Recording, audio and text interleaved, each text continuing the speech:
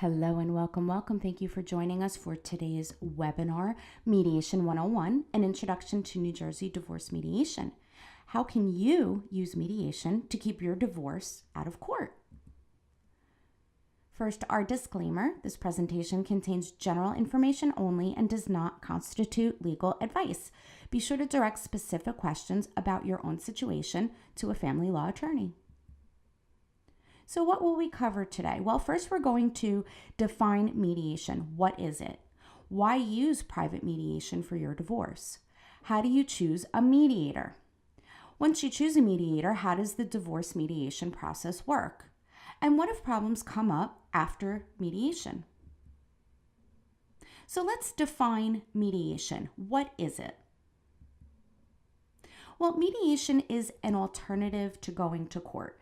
It's a process wherein a neutral third party, known as the mediator, helps people like you negotiate solutions to their conflicts. The mediation process does not involve the mediator making decisions for parties the way a judge would in court, but rather the process helps the parties create their own solutions. Mediation has become very popular as a less stressful and often faster and less expensive alternative to regular litigation. For this reason, it is known as an alternative dispute resolution process.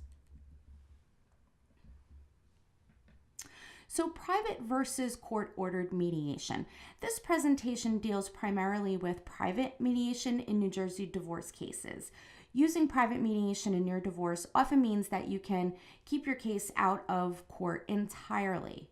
If you file your case in New Jersey Family Court, you may be required by the judge to participate in one or more court-ordered mediation processes as part of the overall divorce court case, which could include the following.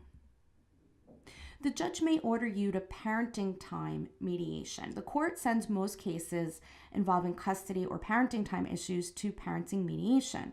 Each parent proposes their own parenting plan, and if they don't reach an agreement, the case is put on a priority track, meaning it will be heard fairly quickly by the court. The court may also order you to settle your financial issues through economic mediation. This will address things such as property division, alimony, or child support. So let's talk more now about private divorce mediation, which is, as we said, an alternative to going into family court. Why should you choose private divorce mediation? Well, divorce is stressful and litigation often increases that stress. Divorce mediation can reduce conflict and decrease the stress on really everyone in the family. Mediation is confidential and it can keep your private family matters out of the public record. Additional potential benefits could be increased control over the process and the results and decreased financial costs to you. Let's take a closer look at these benefits. Number one, the process reduces conflict. Mediation provides a safe and confidential setting for you and your spouse to discuss what's most important to you. And that format allows both of you the opportunity to fully express your wants and your needs, which reduces frustration and fosters a more peaceful and collaborative environment. Now, a skillful and compassionate mediator can help divorcing couples develop a civil relationship and negotiate and separate peacefully.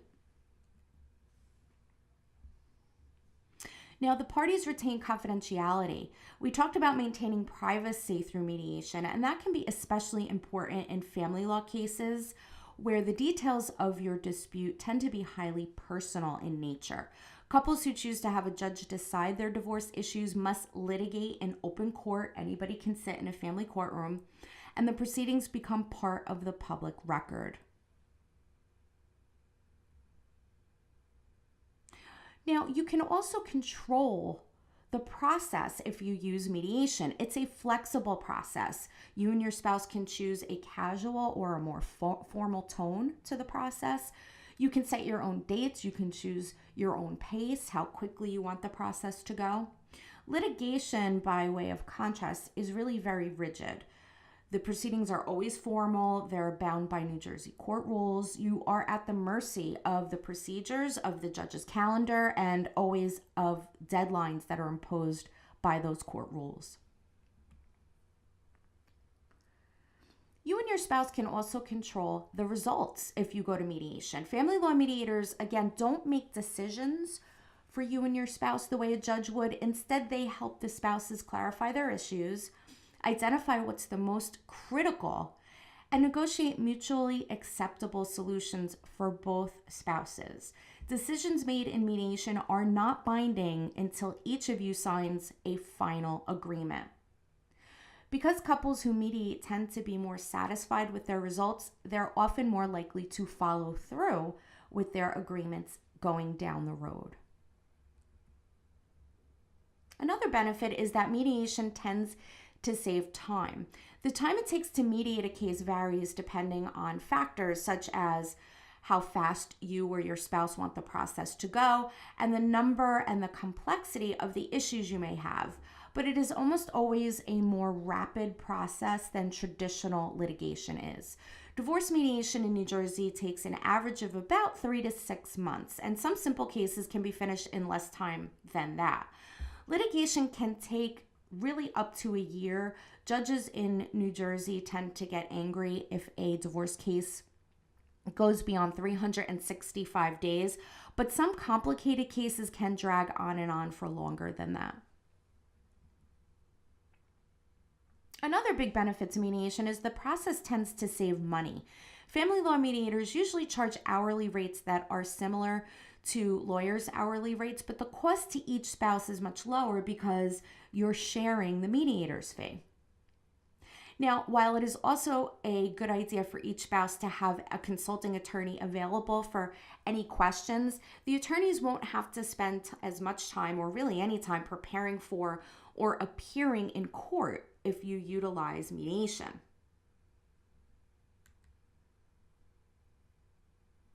Another big benefit that family sees for mediation is that the process protects their children. It protects them emotionally. Watching parents argue is terribly hard on children, and it can cause potentially emotional turmoil because kids feel pressured to choose sides. It can build communication skills. Parents who reach agreements on parenting matters in mediation really learn valuable skills that can help them resolve any future disagreements that may come up.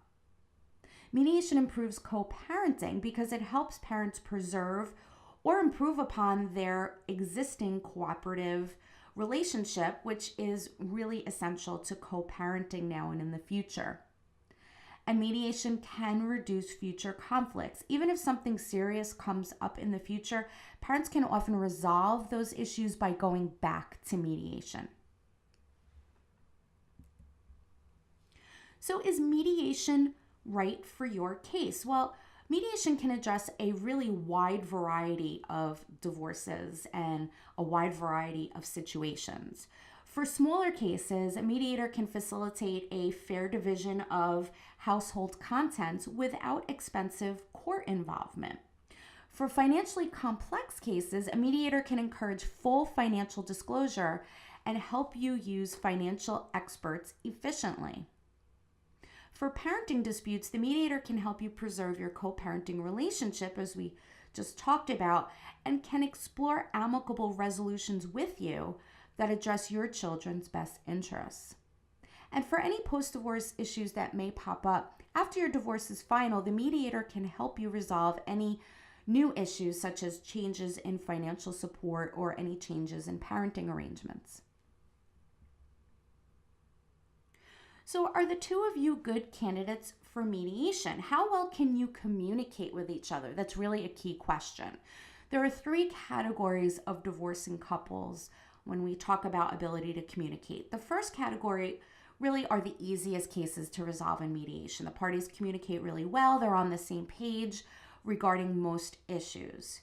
Category 2 are the more typical cases that you see in mediation. The parties can communicate, not necessarily easily, and there are significant areas of disagreement that need to be worked out. Now, category 3 are the most difficult cases to resolve. There are serious roadblocks impeding effective communication between the parties here.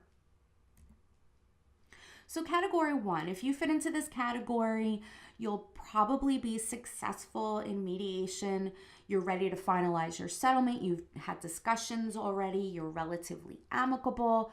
You are both self-supporting, or you've already agreed on the amount and duration of any financial support. You agree on your parenting plan. You agree on the timing of your divorce. Now, category 2, you will usually be successful if you are this type of divorcing couple. You have significant areas of disagreement. Perhaps you can't agree on custody of the children. You can communicate civilly, but there's some tension there, which is natural. And you can both control levels of anger or bitterness or mistrust. Now, category 3 couples, mediation is less likely to succeed for them. These are couples with really serious roadblocks to being able to come up with a mediated resolution. Perhaps there's a lack of financial trust. Your spouse is hiding assets or income.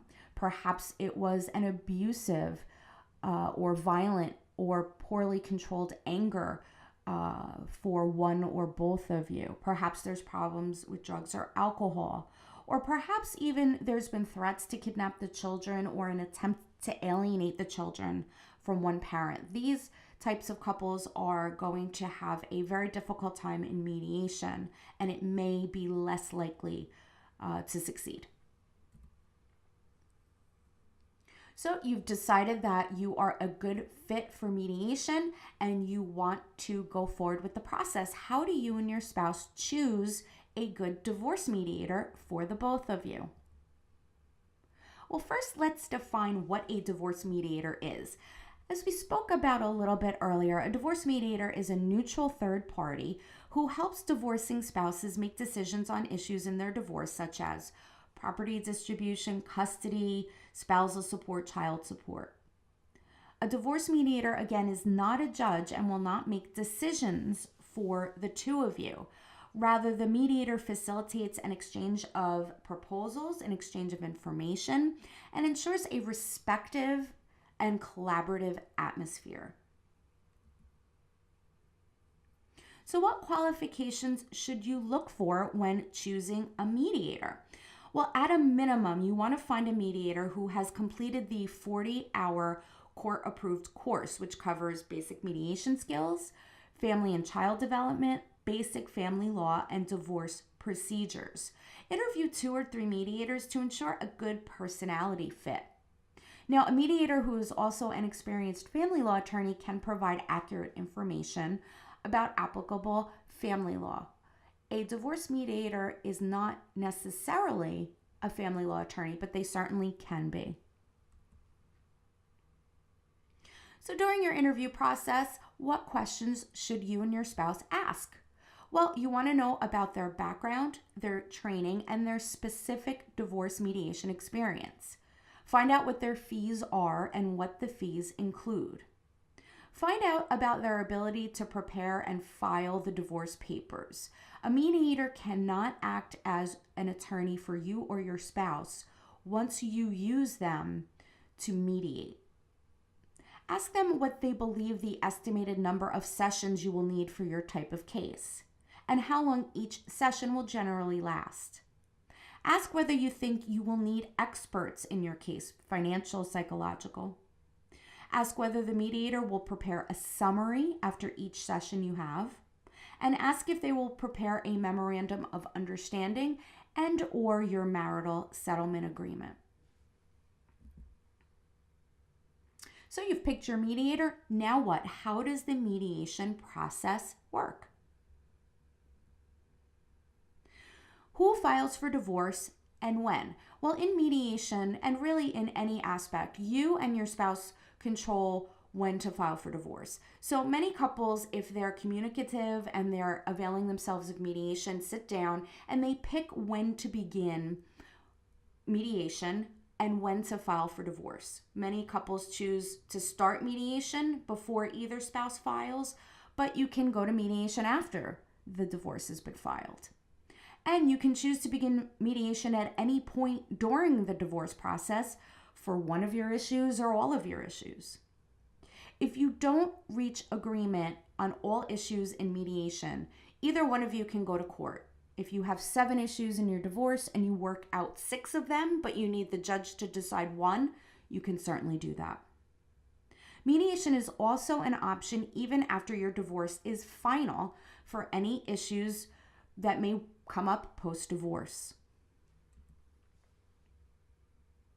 So what happens during mediation? Are there rules for the mediation sessions?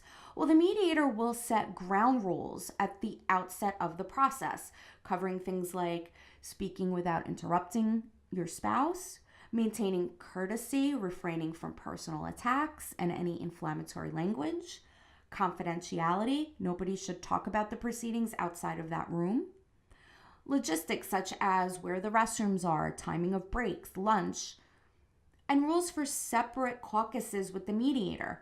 You are both able to speak with the mediator outside of your spouse and outside of the room if the mediator permits that, but there are rules and the mediator will lay those out.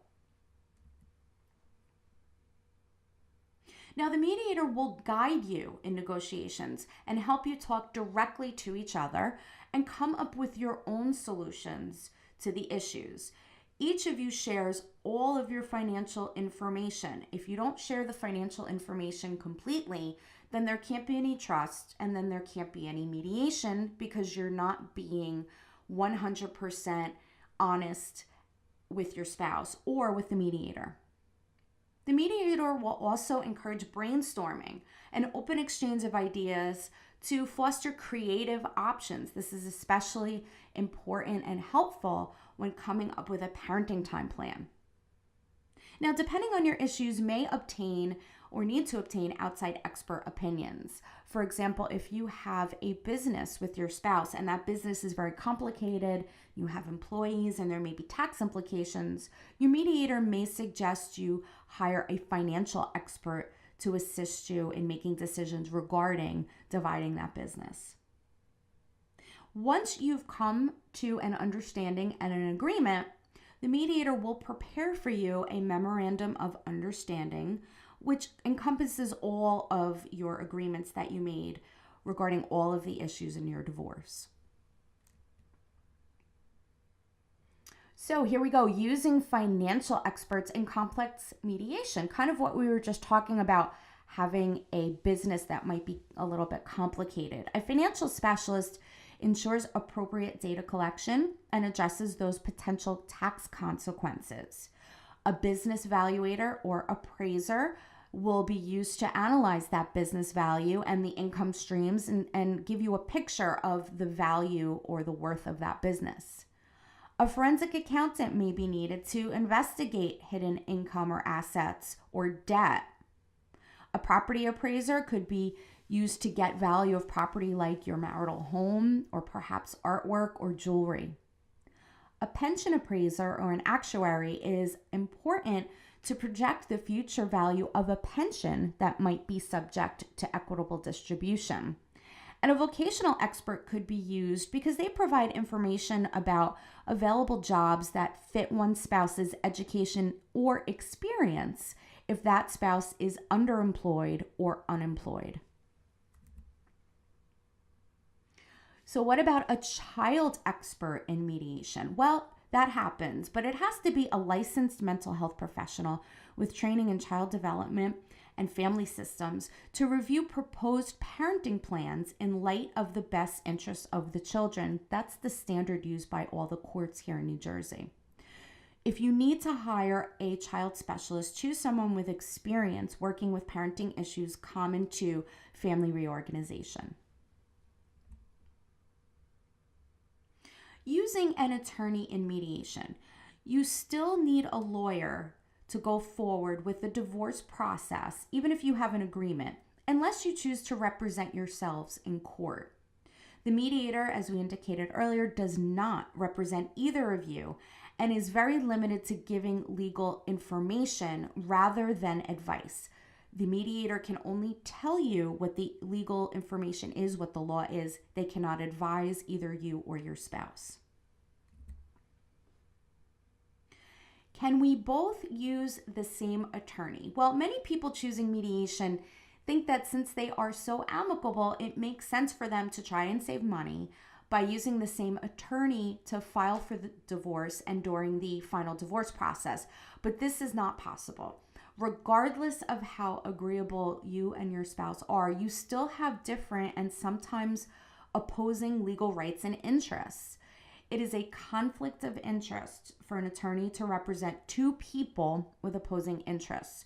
So do not accept an attorney or the idea that one attorney can represent the two of you. It's a conflict of interest and it's not permitted.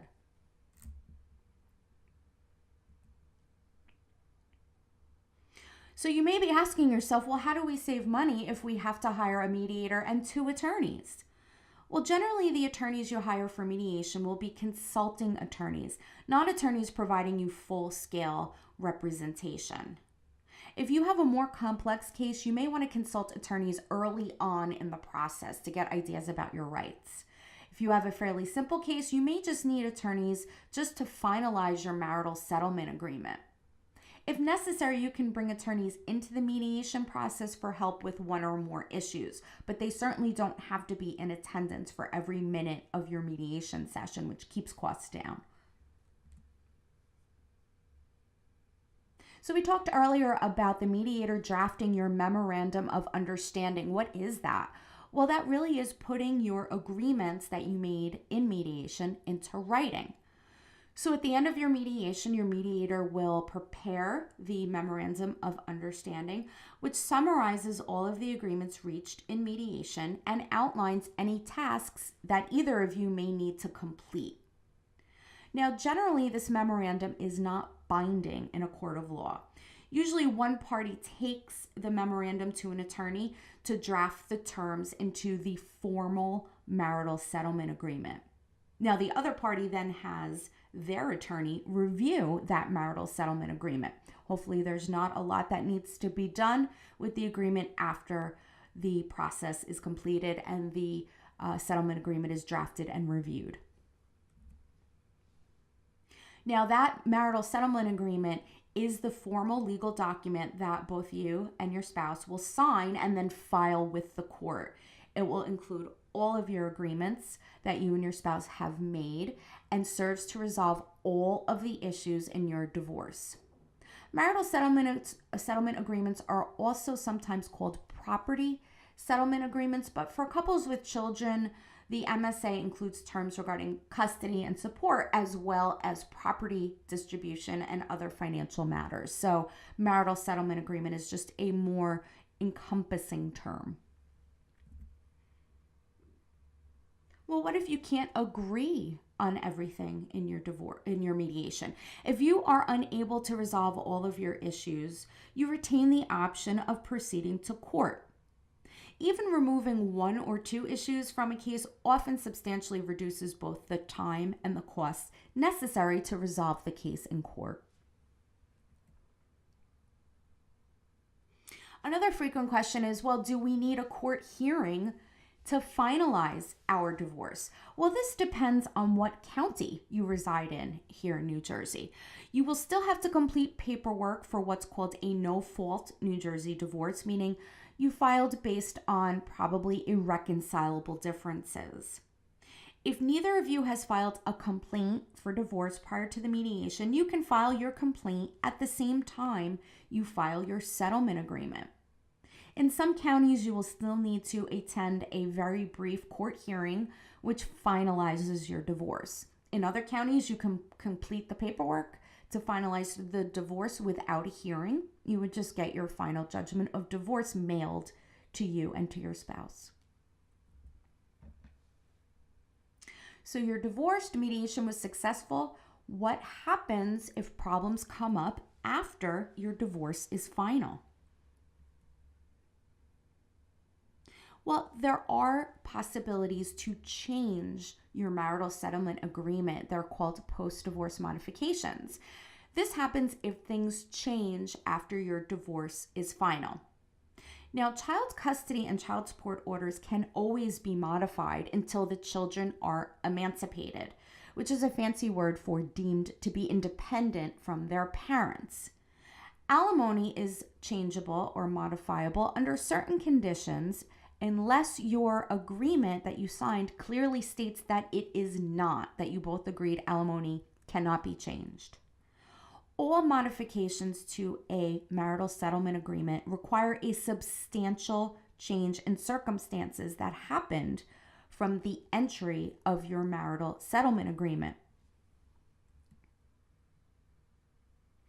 Now, the majority of post-divorce issues occur when one party fails to carry out the terms of the marital settlement agreement. Your marital settlement agreement can include a term that before either of you files a motion to enforce the agreement, that you will go back to mediation and attempt to resolve the issue, whatever it may be.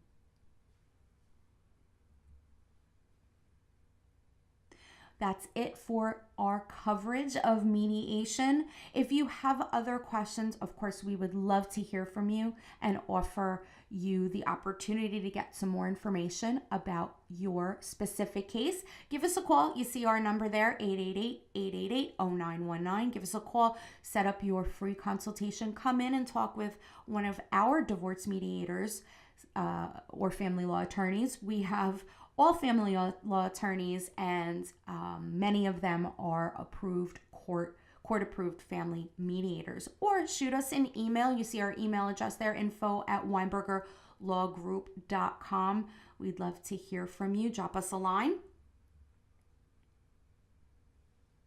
And then you see all our offices listed. We have a statewide practice. We practice in every county in New Jersey. So if you need to come into one of our offices, we're sure that there will be one close to you. Again, there's our number. Also, if you want to visit our website, we have blogs. We have lots of information regarding not only mediation, but the divorce process, child custody, child support, any aspect of family law. We can be found at weinbergerlawgroup.com. Again, thank you so much for being with us, and we look forward to meeting with you next time.